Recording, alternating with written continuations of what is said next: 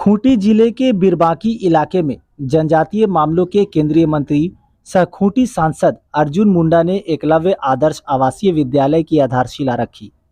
साथ ही गम्हरिया में एक पीसीसी पथ का शिलान्यास भी किया। मौके पर तमाड़ विधायक विकास सिंह मुंडा, पूर्व सांसद कड़िया मुंडा, डीडीसी नीतीश कुमार सिंह, एसडीओ अनिकेत सचान समेत विभिन्न पंचायत प्रतिनिधि और ग्रामीण मौजूद रहे। खूंटी जिले के बिरबांकी में बनने वाला एकलव्य आदर्श विद्यालय 48 करोड़ की लागत से 12 एकड़ भूमि में बनना है, जिसमें खेल प्रतिभा को बढ़ावा देने के लिए 3 मैदान की व्यवस्था भी की जा रही है। कार्यक्रम में उपस्थित तमाड़ विधायक ने उपस्थित ग्रामीण जनसमूह को संबोधित करते हुए कहा कि शिक्षा ही एकमात्र रास्ता है जो क्षेत्र को अंधकार से दूर करेगा। ये क्षेत्र पिछले 20 वर्षों से नक्सली गतिविधियों के लिए जाना जाता रहा है, इसलिए यहाँ विकास के कार्य अवरुद्ध होते रहे हैं। अब परिस्थितियां बदली है, अब सबके सहयोग से विकास कार्यों को आगे बढ़ाया जाएगा। शिक्षा के विकास से यहाँ के स्थानीय जनजातीय बच्चे समाज और देश का नाम रोशन करेंगे। पूर्ववर्ती क्षेत्र बिरबांकी में यहाँ एकलव्य मॉडल रेजिडेंशियल स्कूल्स का शिलान्यास हो रहा है और अगले 18 महीने में यह कार्य कैसे पूरा हो ये सुनिश्चित करने के लिए हमने कहा है। ये विद्यालय बन जाने से ये जो भगवान बिरसा मुंडा का जो अड़की ब्लॉक खास करके खूंटी जिला में है, मैं समझता हूँ कि बहुत बड़ी उपलब्धि और साथ ही साथ लाभान्वित करने वाली ये एक महत्वाकांक्षी परियोजना, जिसमें नॉलेज बेस्ड सोसाइटी बनाने में यानी शिक्षा के माध्यम से इस क्षेत्र का उजाला सुनिश्चित हो।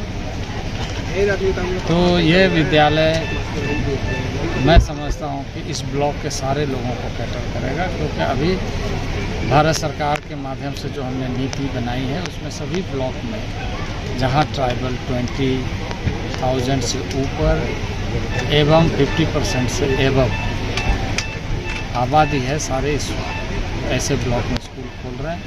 पहले ये एक संकट था, कई बार एडमिशन के मामले में स्थानीय लोगों को मौका नहीं मिलता था, तो अब ये समस्या का समाधान हो जाए।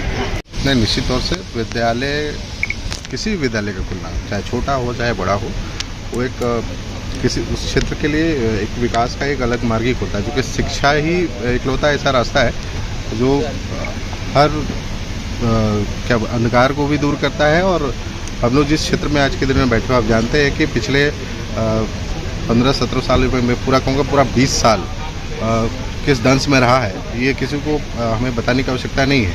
इसलिए बहुत आवश्यक है कि हम सकारात्मक रूप से इन पहलों को लगातार रूप से करते रहें।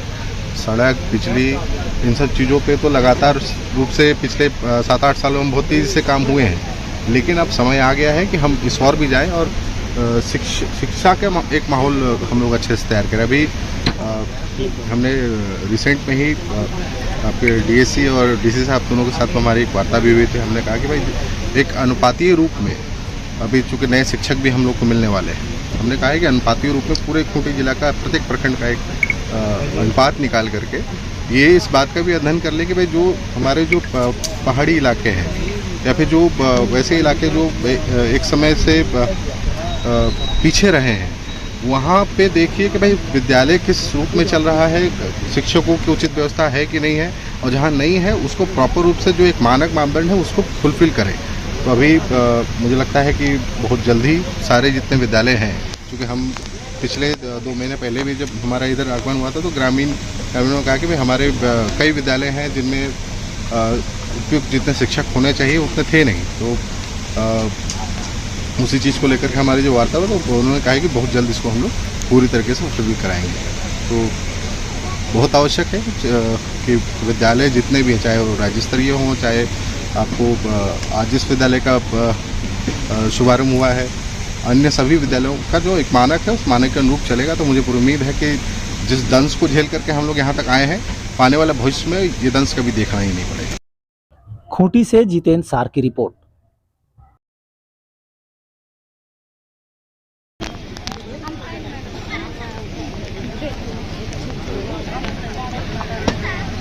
हमारे बीच हमारे कोचिंग क्षेत्र के जितने भी माननीय मुखिया हैं वे कृपया सभी लोग आप लोग मंच में आ जाएं।